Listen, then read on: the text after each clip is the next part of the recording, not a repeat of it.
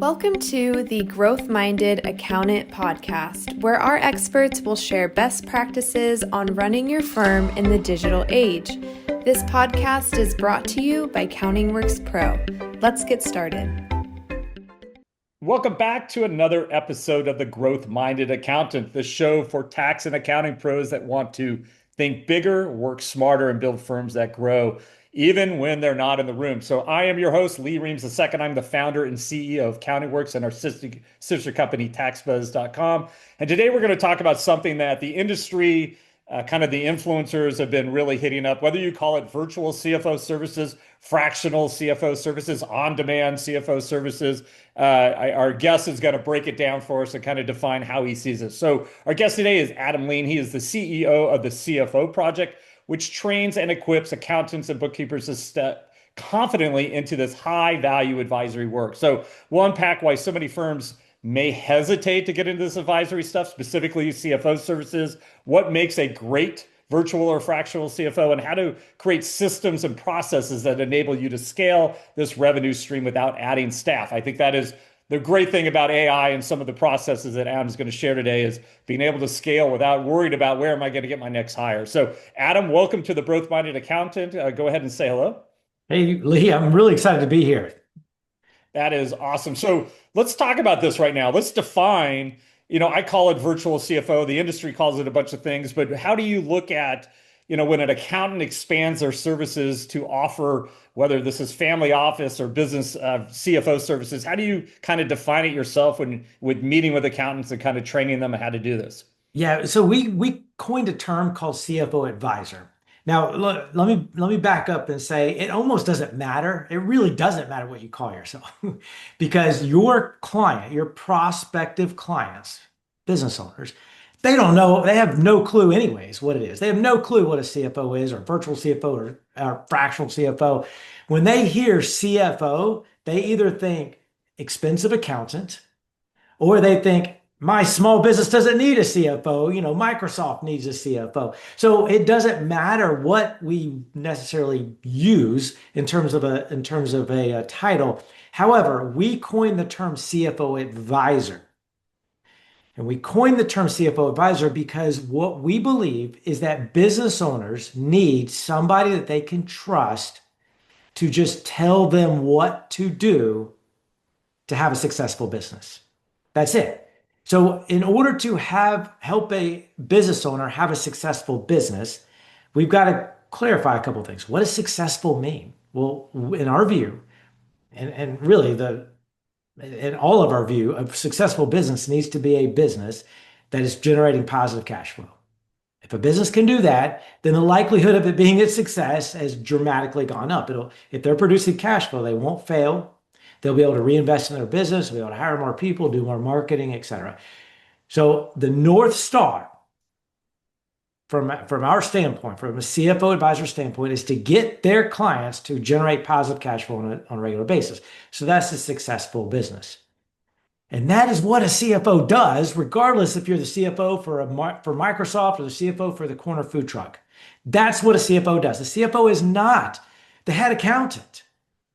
Accounting is a department that falls under CFOs for a large business, but that's not what we do, especially for small businesses. Our job is to make sure the business is successful.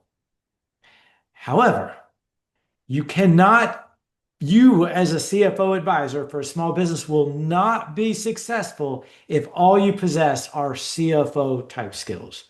You've got to also possess advisory skills. And a good advisor, like a good teacher or a good athletic coach, is somebody that can get the person that they're coaching or their student to take action. And we've got to do that for our clients, because if we take on, let's say, 10 CFO advisory clients, we may have all the best CFO skills in the world, but if we can't get our 10 clients to take action on the advice we give them, then we will fail, which means our clients will struggle. What's the point? So we've got to get good at being both a CFO, somebody that understands the hard tactical skills of a CFO, and we can get to that later if you want, and then also the soft skills of an advisor. So we have to get good at both, which is why we coined the term CFO advisor. And we don't use virtual CFO because you could do this in person in your town. Like I had 17 CFO advisory clients at one point. Half of them I would drive to their offices.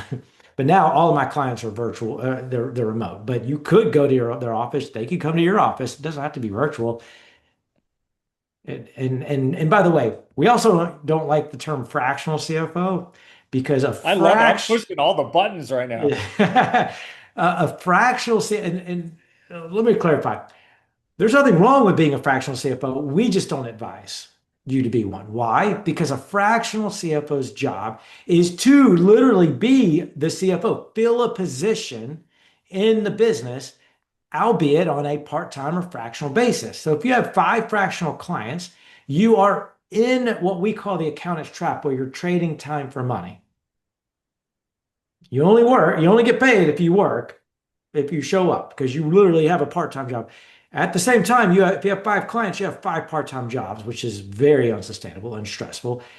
At the same time, let's say you handle client A on Monday, client B on Tuesdays, and so forth. Well, let's say it's Wednesday and you're handling client C, but client A has a major problem in their business and they need you. They don't care that you have 4 other clients. They need you now. And so it gets to be very stressful. What we recommend is, instead of offering fractional CFO work, we suggest you offer what we call productized CFO advisory services, meaning you get the best of both worlds. You get the best of it being a service because you could charge more for a service, especially one that gets results, helps the clients become successful. At the same time, you're delivering it like a product. I mean, think about it. Like, I have my iPhone here. Apple created the iPhone once, and they just manufacture it millions of times a year. It's scalable. They're delivering it like a product. Every time somebody buys an iPhone, they don't have to reinvent the wheel and think, oh, what do I need to do to come up with an iPhone? It's duplicatable. And that's exactly how we need to think about CFO services. We need to provide the same service, the same system with every client. So when you take on a new client, you don't have to reinvent the wheel. You don't have to think, what do I do for this client? Every client, you're doing the same thing. It's productized. All right. So I know that was a long-winded So answer. the good news is we're actually talking in the same language, just in a different way. So I agree with you 100%. Anyone who's still billing by the hour or looking themselves as a labor component are obviously missing out. The beauty of AI and technology is that now it can help you do a lot of tasks that you couldn't do at scale, and you can create processes and products now. And what I was saying, even fractional CFO, I come back, I'm a marketing person, obviously. So this is a good discussion, Adam. So from a marketing standpoint, as a business owner, I look at it as like, okay, I can't afford a CFO, right? I'm too small. My revenue's $2 or $3 million. I'm a growing business. I need CFO level guidance, but I can't afford to go hire someone at 200, 300, whatever, $1,000 a year. So when I say fractional, that is the mindset from a marketing standpoint. But yeah, let's build that out before we get into kind of what you think the CFO advisor is doing. But from a product size, let's talk about this. Do you suggest do you create different levels, like a gold, silver, platinum kind of thing? Or is this something per niche that maybe if you're working with restaurants, you might have different types of products and pricing? How do you mix and match? Do you make it so you transparently show the pricing on your website or to the public via proposal tools? Or kind of explain how you create that product in order to, A, get the client in the beginning, and then we'll talk about what the actual service should entail. Yeah. So it was a great question. And this is a question, the premise of this question trips up a ton of accountants because they try to, and inevitably, and this is anybody, they complicate things way too much. We, as accountants, if we're going to offer any type of advisory service, we have to look at it from the lens of a typical business owner. Period. Hard stop. We cannot look at it through the lens of an accountant. And here's what I mean by that. Think of the average, 99% of all businesses, according to the U.S. Bureau of Labor Statistics, 99% are small businesses. And most businesses on earth are ran by craft practitioners, people that are experts in a craft. So think like somebody that owns a plumbing company is probably an expert plumber. A restaurant owner is probably a a chef or expert in the restaurant. A hairstylist owns a hair salon. A dentist starts a dental practice. Most businesses are owned by people that are experts at a craft, not business. So they don't wake up thinking in terms of numbers and accounting and financials. They're not like some seasoned business owner pouring over, at a boardroom table each day, pouring over spreadsheets and whatnot. They're not. Right. They're in a truck going and selling a new plumbing job. They're at the dental chair in their office working in somebody's mouth. That is what most business owners are doing. And they love doing their craft. What they don't love is all the complexity that comes with running a business, having to make payroll and figure out who to hire. Can I raise my prices? Should I bought that truck that I bought yesterday? I have no idea what's going on with why my accountant says that we made 10 grand in profit last month, but my bank account only shows $200. None of it makes sense to the business owner. So from their standpoint, all they want at the end of the day is to be a success. That's it. And for so long, accountants have gone to those business owners and said, well, I can do your bookkeeping better, faster, cheaper. I can do your taxes better, faster, and cheaper. Let's spend an hour a quarter going through your tax return or going through your P&L and balance sheet. Business owners don't care about any of that.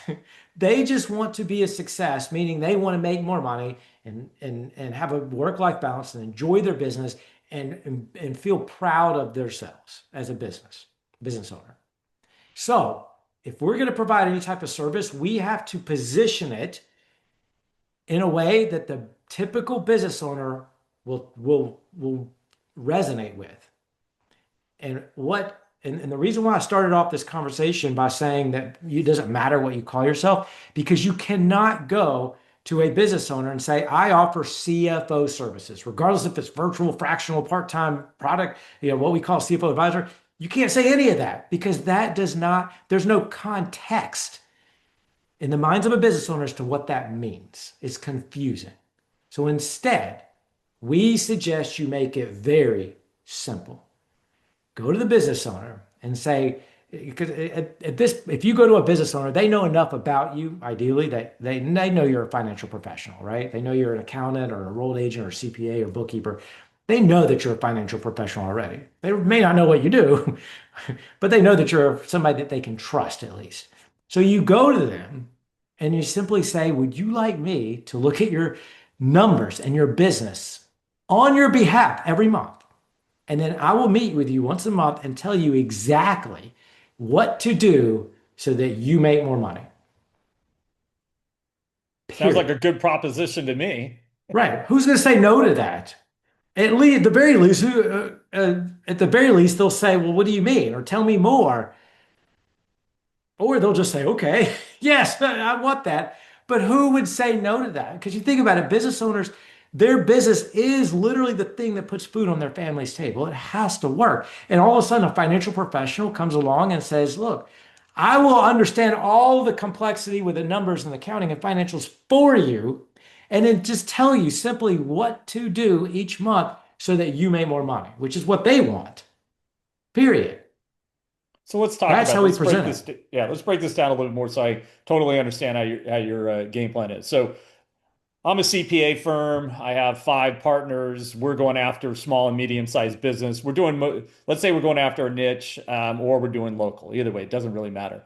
Am I going in there to offer a full service where I am going to do the bookkeeping and do this monthly virtual? I'm going to show you how to actually make money and give you the proactive stuff. Is it a 2-tier service? Because I've seen that, a lot of the kind of the internet startups have gone that direction. Is that the business model? Or are you saying, hey, we want to position you above the kind of bookkeeping side, let them work with their own bookkeeping firm or smaller accountant, whatever, who doesn't have the capabilities I do as a virtual, fractional, whatever CFO advisor does? Explain to me how you see that and how that works. That's a great question. And there's 3 routes you could take. And all 3 are perfectly fine. There's nothing wrong with any of the 3, but you do need to pick a route.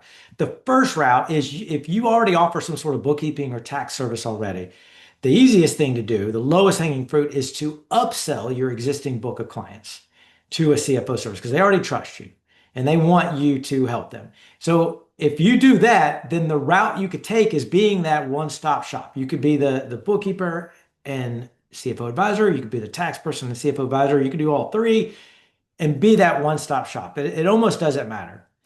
Uh, the most important part is that you already have a relationship with these people because they're already your clients. So you might as well upsell them to CFO services because they want that anyways. When you take on the CFO service, we do recommend, though, that you have essentially two different meetings with your client, where one meeting where you're wearing the tax or bookkeeping hat, and then a different meeting where you're wearing just the CFO advisor hat. Two different meetings.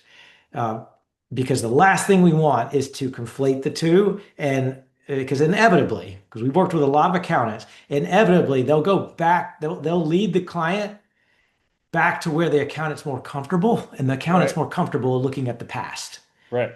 And diving into, well, is this account in the right spot? None of that really matters at the end of the day. It doesn't. And so, especially to the client. So we've got to keep the client engagement separate, but you can still build them under one roof, basically. Now, so the route number one is essentially being that one-stop shop for your clients. Route number two is going out, and if you already have a marketing engine set up where you're getting bookkeeping or tax clients in the door, then route number two is when you get a bookkeeping or tax client, only sign them as a bookkeeping or tax client if they're also buying your CFO advisory service. Because the last thing that you want, because if you own a tax practice or bookkeeping practice, you are a business owner. And regardless of the type of business, why would you sell a product or a service where your effective hourly rate is a lot lower than another service, right? Like if you own an ice cream store and you have two versions of ice cream, why would you sell the version of ice cream which you're making a lot less? You wouldn't want to. Volume. So, right. Well, you're right. Yeah. Well, that's hard with service-based because volume is... It was a joke. Okay. Yeah, because you're constrained by your time. Right. But with a bookkeeping service, you're making, let's say between $500 and $1,000 a month for your service. Tax returns, you're making, anywhere from $500 to $2,000 a year for your service. Whereas CFO advisory service, you're making the average person that we train in our program is making $1,978 a month. So $2,000 a month, 24 grand a year for a CFO advisory service. So we suggest every time you take, this is route number two, every time you take on a new bookkeeping or tax client, only take them on if they're also agreeing to your CFO service. And then route number three is to essentially get rid of your tax and bookkeeping service by either outsourcing it to another company. There's a term called co-firming where you could essentially work with another firm. They take on that client, or you hire staff and delegate it to your staff, or you just simply say you sell off your tax practice or whatnot, and only focus on being a CFO advisor. So you have three routes. There's pros and cons for each one, but none of the three are inherently bad or / better than the other. It's just really what you want. So you can be the one-stop shop, or you can just say, look, I want to be the go-to CFO advisor and only do CFO advisory work.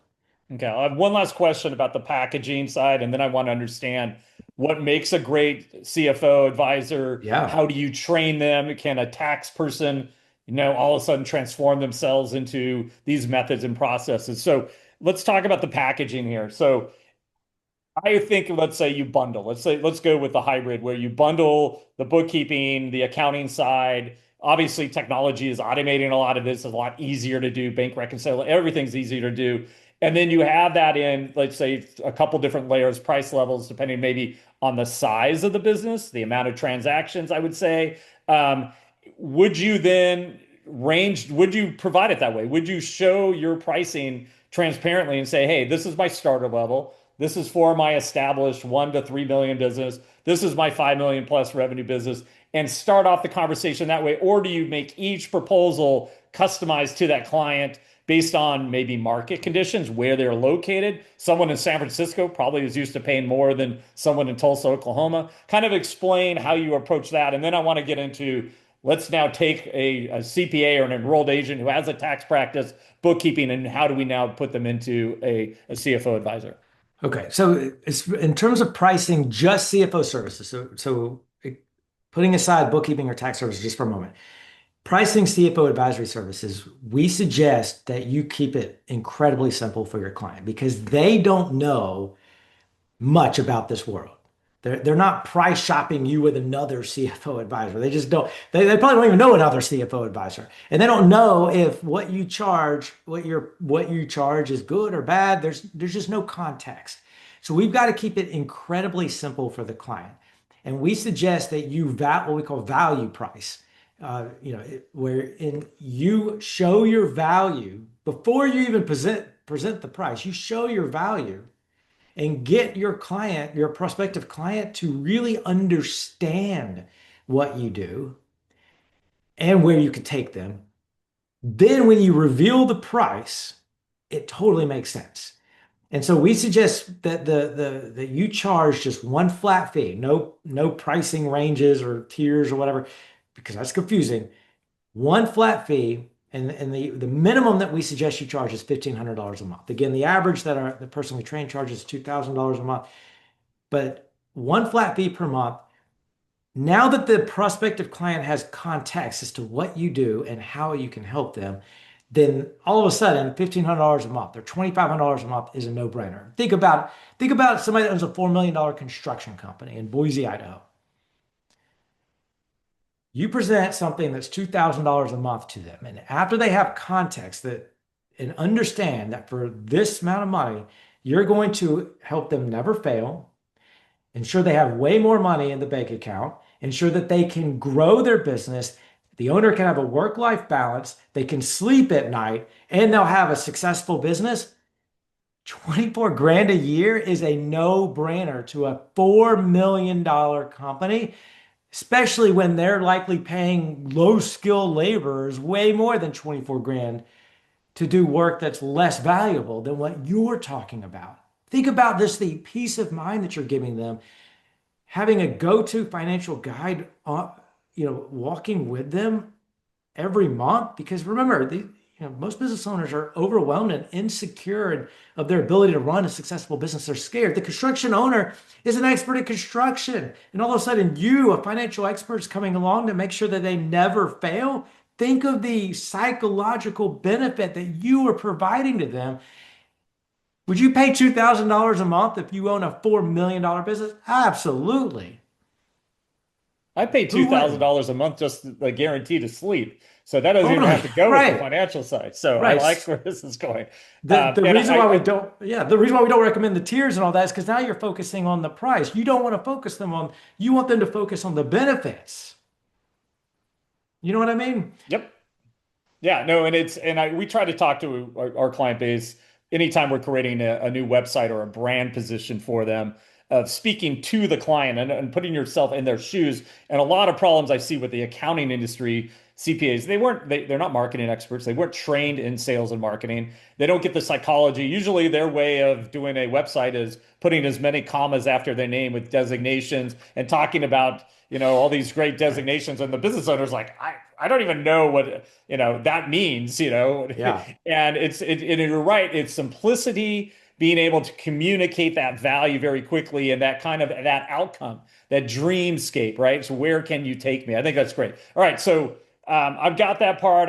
We're going through the process. I'm getting in the mindset of both the accountant and how they need to change the way they think and how they need to deliver and communicate that to the end user, the business owner they're trying to onboard. So now how do you at CFO Project help me become this CFO advisor? I know the tax code inside and out. I know how to balance book. I know how to do bank rec. I know how to do bill pay. I know how to look back at historical. Maybe I've done some look at profit first and all these other concepts, but am I qualified to be a CFO? How does that work? Yeah, great question. We are very intentional about what we do and how we teach accountants and bookkeepers to be CFOs. And we've got to be intentional, meaning we will teach you what works in the real world with real business owners. And so what this means is that we've got to teach you skills that will accomplish three things. We've got to teach you skills that will help you get leads from business owners who need this service. Two, we've got to teach you skills on how to sell those leads a $2,000 a month on average advisory service. Because like you mentioned earlier, accountants and bookkeepers aren't thrilled about doing sales and marketing, but none of this matters unless you can get clients, which means you have to do some sort of sales and marketing. But the good news is that with CFO advisory service, it almost sells itself. You just got to position it in the right way and build the relationship. In other words, if you go to somebody that's been in the desert for 100 days and they're thirsty with water, you really don't have to have many sales skills to sell them the water, right? They want it. You just have to be there and build a relationship and position it the right way. And then the third thing that we teach you is how to deliver a CFO advisory service that works, meaning your client's going to get success. But also it means that your client will stick with you for a long time. So the worst thing that can happen, and we hear this a lot, accountants will say, well, I offer some sort of advisory service, but they don't take my advice and the client struggles, or I have no idea what to say during these advisory services, these advisory meetings that I have. Or I don't charge for advisory service because I really don't know what I'm doing. Or they'll say, well, I offer advisory service, but they think advisory is reviewing the P&L and the balance sheet. Well, so the thing is, in order to keep a client engaged, we have to get good at two things. I sort of mentioned them earlier. We've got to get good at understanding how to get a client to be successful. So we've got to be able to look at their look at their entire business, not just the financials, the entire business. Because think about the P&L. P&L starts with revenue, but what about all the things that drive revenue? Things like leads and retention rate and purchase frequency rate, average transaction value and conversion rate. They're not in the accounting. They're not in the books. So we got to look at the entire business and understand the root causes as to why this business is not successful, meaning it's not making money. And then we've got to come up with the specific next steps we want the client to take. We can't give them a laundry list of 48 things, even though there may be 48 things wrong with the business. We got to give them a list of the most important things that will move the needle the most on cash flow. Then, and this is the biggest skill, we've got to get good at advising. We've got to get good at taking that list of things that we came up with and putting them in a way that the client understands them enough so they'll take action. Because if they don't take action, none of this matters. The client won't improve their business, which means you as the CFO advisor will fail, which means the client will say, well, this service is pointless. I'm going to discontinue it. And that's the worst case scenario. Our client, the people that we train have an 87% year-over-year retention rate with clients because they're helping them and providing advice. So let's go into how you then train me as an enrolled agent. Let's say I have 350 clients. Out of those, 50 own businesses, the rest are professionals, but I have 50 clients that could utilize this CFO advisory service. Yeah. How do you now train me? So forget the leads, and I have a client base already. So I already can, use a service like CountingWorks. We do have playbooks that upsell organically and automatically to them, right? So getting them in front of you is easy. We kind of discuss like a discovery call conversation approach to versus like a salesy approach that is all value. You don't talk about money till the end. So I love your approach. It's right on what we're saying as well. But now, how do you train me on these processes? What do I need to look for? How do I now go from this? I'm looking at just at numbers and kind of going through you're saying now you're adding KPI dashboards. Am I doing other things that I can make that into a monthly presentation? Is this techniques, processes, software? How do you help someone like me deliver that? Yeah. So we, again, keep it simple.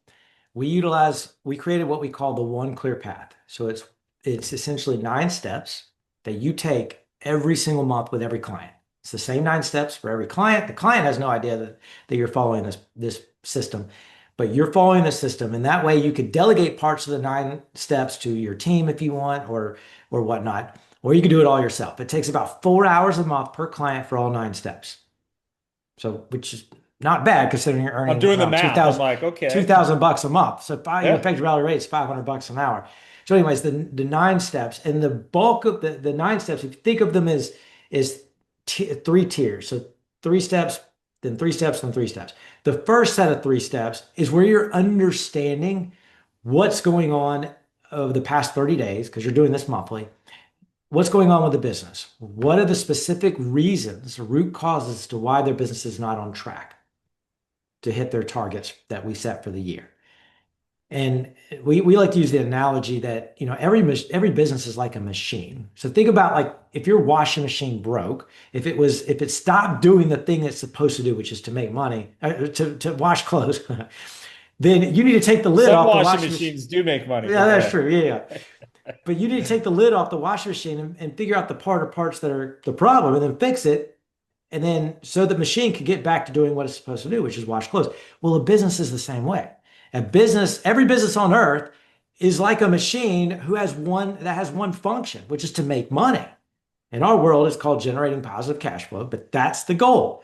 If the machines stop doing what it's supposed to do or not doing it as well, then you just need to take the lid off and figure out what the parts. We call them drivers. And every business has hundreds, if not thousands, of drivers that drive the making money. So our job as the CFO advisor is to figure that out. So we'll train you on how to figure that out for every business, regardless of the industry, regardless of the location, regardless of the size of the business. We'll show you how to figure that out. Then the second tier is that we'll help you, train you to help your client set numerical targets for the most important drivers for this year. That way, the client has a North Star. We know what the most important things to focus on, and we know if we're on track because it's numerical. Then the third tier is where you give your client 2 deliverables. One, and this every month you do this. One, you give your client a scoreboard. We call it a scoreboard, which is a color-coded dashboard, basically, that list all the drivers that we're targeting for in red, yellow, and green. And so every month they can see clearly, here's the most important drivers we're targeting. And these are in red, which means we've got to focus on them now. These are in yellow, which means we need to pay attention, but they're not as a high priority. And then these are in green, which means they are on track. Then the second deliverable we give them is an action plan of the drivers in red that are on the scoreboard. The action plan lists specific next steps to take. So the client, when they get off this call with you every month, they know exactly what next steps to take so that the scoreboard will hopefully turn yellow or green the next month if they've taken the right next steps. And that way you're giving your client a very, very specific, clear plan. And now you've gotten the client away from thinking about numbers per se and more about the operations of their business, which is what they love. And now you've gotten the client really engaged because the bulk of this hour meeting that you spend with the client, you're leading them to discussions around their business, an area that they know intimately well and love to talk about. Rather than, well, should this $400 expense be in office supplies or in, equipment? That's important. They don't care. Do what? I love it. No, so that makes total sense to me. And then you're just basically going in, you guys have created processes, you got your 9-point plan. You're just teaching me as my enrolled agent or CPA, okay, this is how you do this inside your own ecosystem. This is how you communicate it. This is how you do the research. This is how you write the reports. These are how you identify the KPIs. I totally get it. So I'm going to give like a real world example here. What if, so right now, year end, healthcare cost renewals are coming up. And everyone's getting sticker shock. They're 10% plus coming up. And then there's other variables that happen in each year. When you're doing this month-to-month thing, is there an annual side to this as well, where you do like a full year forecast and then we go into what each month could look like? Or how do you reset it for each year based on, my labor costs have gone up. I have tariffs now. I have extra costs from inflation on my cost of goods sold, whatever. I'm just giving examples. So how do you stay nimble? And then that's my first question. How do you deal with that? And then secondarily, how do you keep the client accountable? Like you're doing the dashboards, and each month you go, oh, but what if they get busy and life starts happening and they actually don't do anything? Yeah. In January of each year, we train the accountants and enrolled agents and bookkeepers to set targets for the full year with their client for the most important drivers that drive cash flow. That is the North Star. So that way the client can see at December 31st, I should have, X amount in the bank account, I should have X amount in revenue, and I should have X amount in profit. That if and we get the client to buy in on that. Not only do you want this, but will you get excited if we hit this number? And assuming they say yes, if they don't say yes, you got to increase the targets to get them to say yes. And if they're excited about it and that their goal is to hit that at the end of the year, then every month when we give them the scoreboard and the action plan, all of that is geared towards getting them to stay on track towards that yearly target. So that's what holds them accountable. If you give them let's say that there's just one item that's in red in March, and you give your client a list of the action steps, next steps to do, and they don't do it.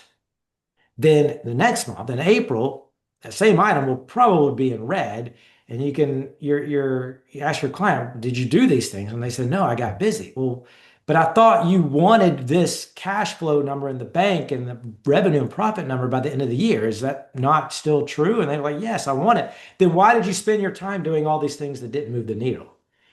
And yeah, I would not suggest you being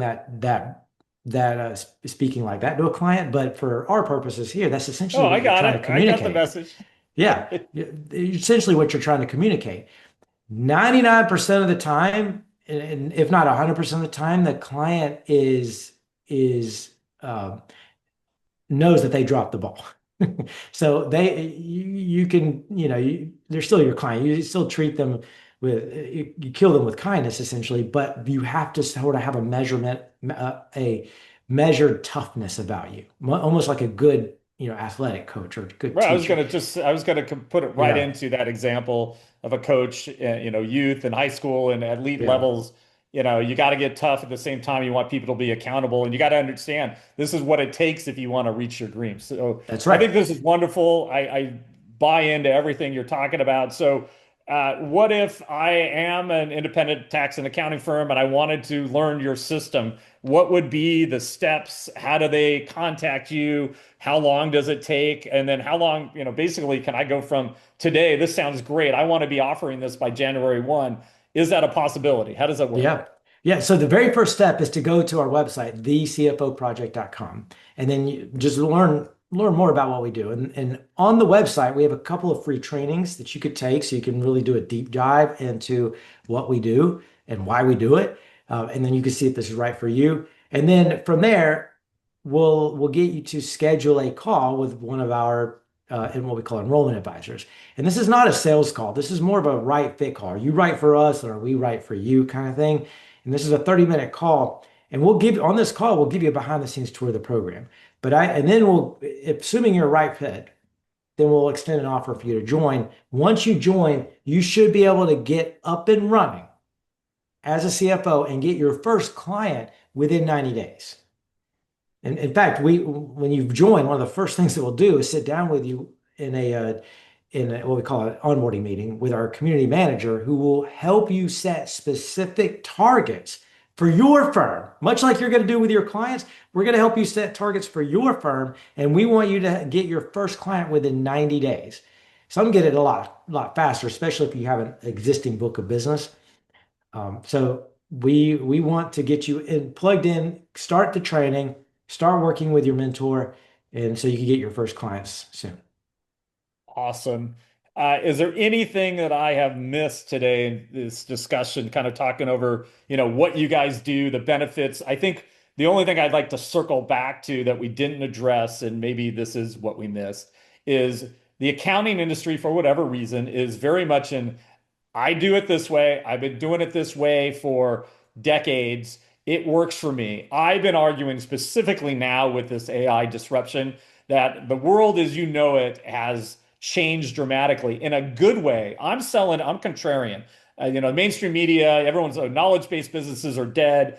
I actually disagree. I think this and technology is going to enable the human experts, the people who, actually intimately know, AI is predictive, right? It's not necessarily has intuition. Doesn't know everything that's going on. So you as a human can really guide a lot of your advice. But kind of, what is it that needs to happen to get an accountant to kind of change their mindset to perhaps they're so risk adverse, they're scared to make Yeah. this move and to try something like this out?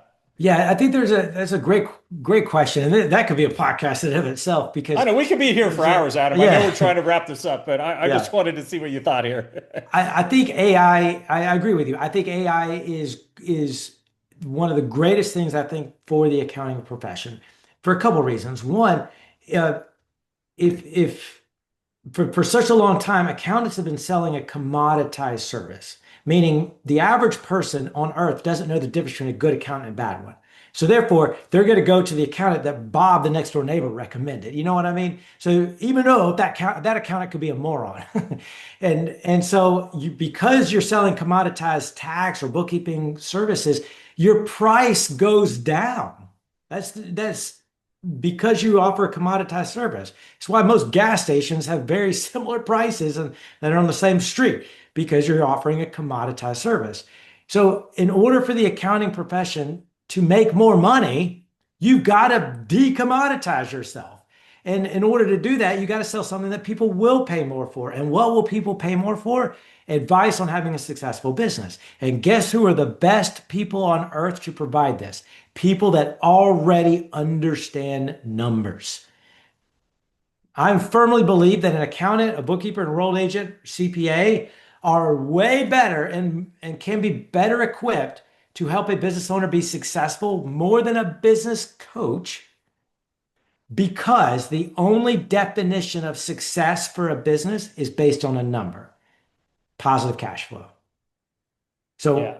So I think this is a great thing for the accounting industry.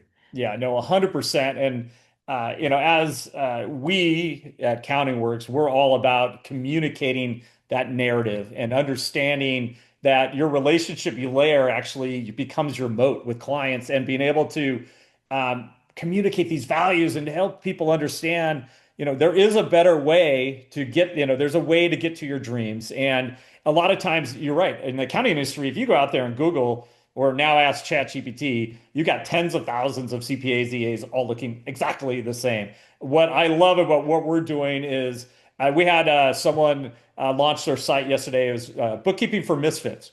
And it was all about the people who, like you're talking about, the plumber, the contractor who doesn't have time to run their books and has messy books. We concentrate on you, but they made a narrative. They were speaking to an audience. That type of firm is going to be much more successful than those that are the commodities. So I love everything that you're sharing, Adam. I hope people will, and we'll put the CFO project up in the links. We'll share that obviously on the descriptions of what we're doing. So Adam, again, thank you very much for joining us. I think this has been really enlightening for me, and I think a lot of our audience will have a lot of benefit. Hopefully they'll kind of get motivated and take this leap. We've seen a lot of our clients just that are doing these advisory services, doing the upsell campaigns through our playbooks, getting real revenue growth very quickly at $24,000. 10 new clients is $250,000. I mean, this is real business here, people. Totally. So definitely so. So I hope everyone enjoyed this conversation on the Growth Minded Accountant podcast. We have a bunch of nice, exciting topics as usual coming up in the coming weeks. So again, this is Lee Reams. Thanks for listening, and we'll see you here next time. Again, thank you, Adam.